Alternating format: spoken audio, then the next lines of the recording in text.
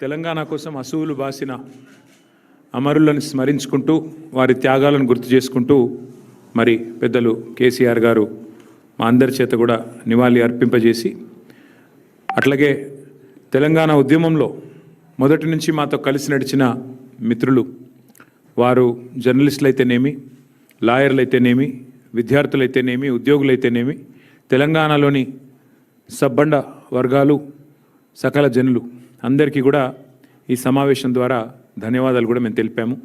మాకు ఆనాడు ఉద్యమంలో సహకరించిన వారు, తర్వాత రాష్ట్ర ఏర్పాటు జరిగిన తర్వాత కూడా రాష్ట్రం దేదీప్యంగా ముందుకు పోవాలని చెప్పి మాతో కలిసి నడిచిన వారు, మాకు సహకరించిన వారు అందరికీ కూడా ఈ సమావేశం మరి ధన్యవాదాలు చెప్తూ తీర్మానం చేసింది. అట్లాగే ఈ సమావేశంలో కొన్ని కీలకమైన నిర్ణయాలు కూడా తీసుకోవడం జరిగింది. ముఖ్యంగా ప్రస్తుతం అరాచక కాంగ్రెస్ పరిపాలన ఏదైతే జరుగుతూ ఉన్నదో మరి దానికి సంబంధించి కొన్ని నిర్ణయాలు కూడా తీసుకోవడం జరిగింది. కేసీఆర్ గారు చాలా సుదీర్ఘంగా పార్టీ ఏర్పాటుకు మరి దారితీసిన పరిస్థితులు, ఆనాడు ఉమ్మడి ఆంధ్రప్రదేశ్లో తెలంగాణ ప్రాంతానికి జరిగిన అన్యాయం, ముఖ్యంగా ఇక్కడ వ్యవసాయదారులు, ఇక్కడి సాగునీటి స్థితిగతులు, ఇక్కడి విద్యుత్ కొరతతో అలమటించిన పరిస్థితులు ఇవన్నీ కూడా వివరిస్తూ అసలు ఏ నేపథ్యంలో రాష్ట్ర ఏర్పాటు కోసం నడుం బిగించాల్సి వచ్చిందో చాలా వివరంగా చెప్పారు. ఆ ప్రయాణంలో కలిసి వచ్చిన ప్రతి ఒక్కరిని కూడా స్మరించుకున్నారు. ఎంతో ధైర్యంతో చివరికి చావు నోట్లో తలబెట్టి మరి ఢిల్లీ మెడలు వంచి ఏ రకంగా తెలంగాణ సాధించామో కూడా వివరంగా మరి ఆ పరిణామ క్రమాన్ని కూడా చెప్పారు. ఏ రకంగా పదవులను ఎప్పటికప్పుడు త్యాగం చేస్తూ రాజకీయాల్లో జనరల్గా పదవులు పట్టుకొని మరి ఆ కింద మీద అయిపోతూ ఉంటారు. కానీ అట్లా కాకుండా పదవులను తృణప్రాయంగా త్యజిస్తూ ఎప్పటికప్పుడు అవసరమైతే రాజీనామాలు చేసి ఎన్నికలు ఆహ్వానిస్తూ ఏ రకంగా ముందుకు పోయామో కూడా చాలా వివరంగా మరి ఉద్యమంలో ఒక్కొక్క మెట్టు ఎక్కించడానికి, తెలంగాణ సాధించడానికి ఎట్లా ఒక్కొక్క ఉప ఎన్నికను వినియోగించుకున్నామో కూడా వివరంగా చెప్పారు. దాంతోపాటు తెలంగాణ రాష్ట్ర ఏర్పాటు జరిగిన తర్వాత మరి గౌరవనీయులు కేసీఆర్ గారి నాయకత్వంలో ఏ రకమైన మరి పరిపాలన జరిగింది, ఏ రకంగా ఏ ఆలోచనతో ఎంత ప్యాషనేట్గా ఎంత ఉద్విగ్నతతో పనిచేసినామో అది కూడా చాలా వివరంగా చెప్పారు. దానిలో కూడా సహకరించిన రాష్ట్ర ప్రభుత్వ అధికారులకు కూడా వారు ధన్యవాదాలు చెప్పారు. మాతో పాటు రాష్ట్ర ప్రజలకు సంక్షేమ ఫలాలు, అభివృద్ధి ఫలాలు అందించడానికి కలిసి వచ్చిన ప్రతి ఒక్కరికి కూడా వారు ధన్యవాదాలు చెప్పారు. రైతు బంధు లాంటి ఒక అద్భుతమైన పథకాన్ని ప్రపంచంలో ఎక్కడా లేని విధంగా తీసుకొచ్చి రైతన్నలకు అందించిన ఘనత కేసీఆర్ గారిది. యునైటెడ్ నేషన్స్ కూడా ప్రశంసించిన రైతు బంధు లాంటి పథకం, దాన్ని ఎందుకు పెట్టాల్సి వచ్చింది, ఏ కారణం చేత రైతు బంధు పథకం తీసుకొచ్చాం, అవన్నీ కూడా వివరంగా చెప్పారు. అదే రైతు బంధుని ఇవాళ కాంగ్రెస్ ఎట్లా నిర్వీర్యం చేస్తున్నది, ఏ రకంగా ఈరోజు ఒక్కొక్క ఎకరానికి ఒక్కొక్క దఫాగా పైసలు ఇస్తూ దానికి కూడా మరి ఎంత ప్రచారం చేసుకుంటున్నారు, ఎంత చండాలంగా ఈరోజు ప్రభుత్వం నడుస్తున్నది, ఇది కూడా వారు వివరంగా చెప్పారు. ఏ రకంగా మళ్ళీ తిరిగి రాష్ట్రంలో వ్యవసాయ రంగంలో సంక్షోభం ఉందో దాని మీద కూడా సమావేశం విస్తారంగా చర్చించింది. నిజానికి ఈరోజు తీసుకున్న అతి ముఖ్యమైన నిర్ణయం ధాన్యం కొనుగోళ్లలో రాష్ట్ర వ్యాప్తంగా ఏదైతే రాష్ట్ర ప్రభుత్వ నిర్లక్ష్యం వల్ల రైతులు తీవ్రంగా నష్టపోతూ ఉన్నారు, ఇవాళ దళారుల పాలైపోయింది ధాన్యం. రాష్ట్రంలో ఎక్కడా కూడా కొనుగోలు కేంద్రాలు నడవడం లేదు.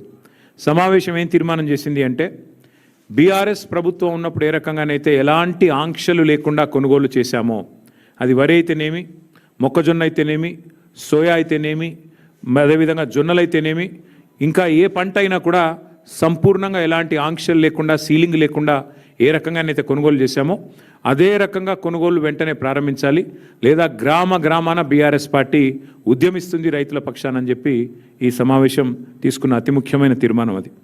అట్లాగే ధాన్యం కొనుగోలు చేయడానికి కూడా చివరికి మంత్రివర్గ ఉపసంఘాలు వేసి వాటిని కూడా ఒక పెద్ద గొప్ప విషయంలాగా ఏదైతే రాష్ట్ర ప్రభుత్వం చెప్పుకునే ప్రయత్నం చేస్తున్నదో దాన్ని తీవ్రంగా ఖండిస్తూ వెంటనే ఈ రాష్ట్రంలోని రైతాంగ పక్షాన ఇప్పటికే దళారులకు అమ్ముకొని కనీస మద్దతు ధర రాకుండా, బోనస్ కూడా వచ్చే పరిస్థితి లేకుండా మరి ఏదైతే రైతులు ఇబ్బంది పడుతున్నారో దాన్ని వెంటనే నివారించడానికి ప్రభుత్వం కొనుగోలు కేంద్రాలను ప్రారంభించి వెంటనే కొనుగోలు ప్రారంభించాలని చెప్పి సమావేశంలో తీర్మానం చేశాం.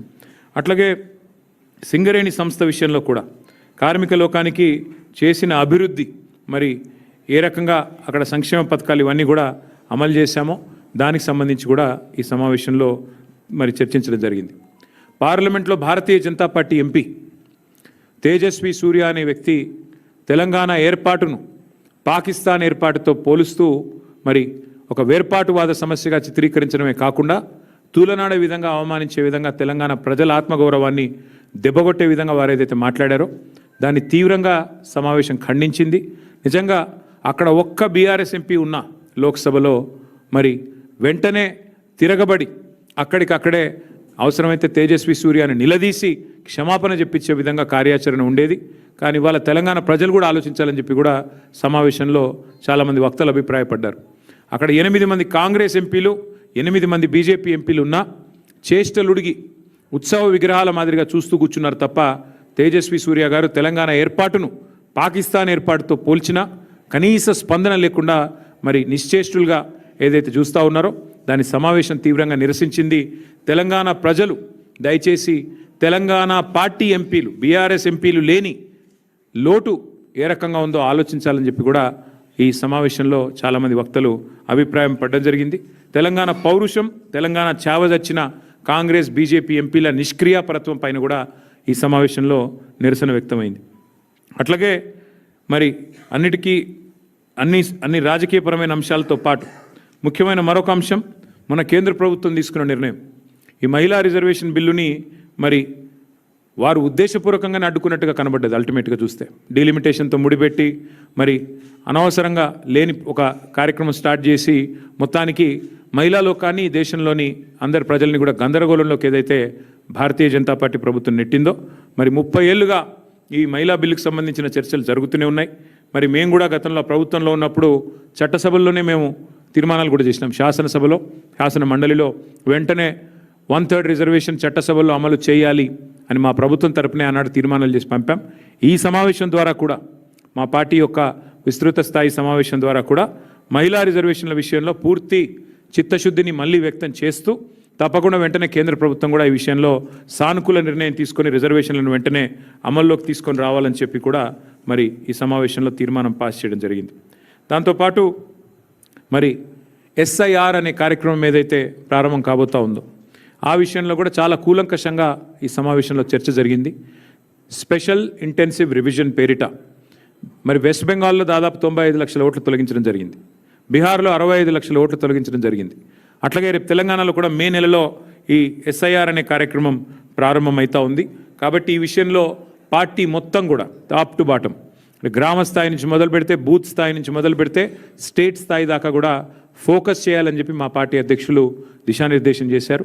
ఈ విషయంలో ఎందుకంటే ఓట్ల తొలగింపు ప్రక్రియ పేరిట జరిగిన నాటకం, దొంగ ఓట్ల చేర్పుల వల్ల జూబ్లీహిల్స్ ఎన్నికల్లో జరిగిన నష్టం దాదాపు 15,000 దొంగ ఓట్లు జూబ్లీహిల్స్ ఎన్నికల్లో మా ఓటమికి కూడా కారణమయ్యాయనే ఒక అభిప్రాయం కూడా సమావేశంలో వ్యక్తం కావడం జరిగింది.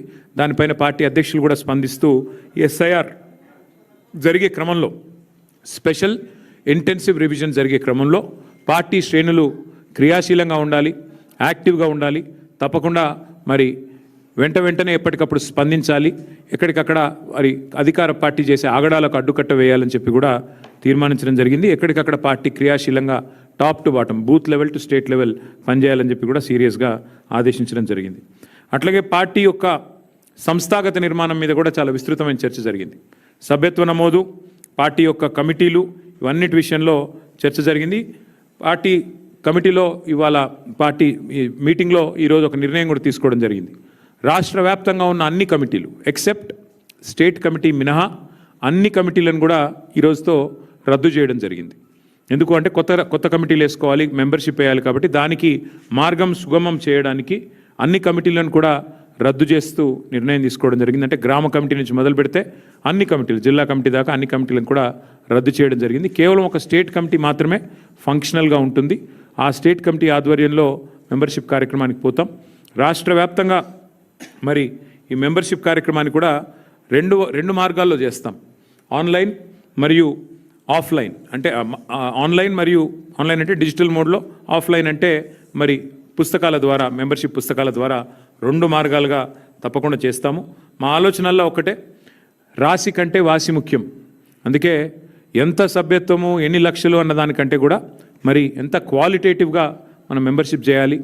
తెలంగాణకి ఒక రక్షణ కవచంలాగా ఎట్లా మన కార్యకర్తలు మన నాయకత్వం నిలబడాలి అనే ఆలోచనతో మరి వారిని కేవలం మెంబర్షిప్ చేయడమే కాకుండా మెంబర్షిప్ జరిగిన అనంతరం కమిటీల నిర్మాణం మాత్రమే కాకుండా ఆయా కమిటీలకు మరి మొత్తం ప్రతి నియోజకవర్గంలోని మరి ముఖ్యమైన కార్యకర్తలందరికీ కూడా శిక్షణా తరగతులు కూడా నాయకత్వానికి అట్లాగే మరి కార్యకర్తలకు కూడా శిక్షణా తరగతులు పెట్టాలనే నిర్ణయం కూడా తీసుకోవడం జరిగింది. షెడ్యూల్ మొత్తం కూడా మీకు తొందరలోనే వెల్లడిస్తాము.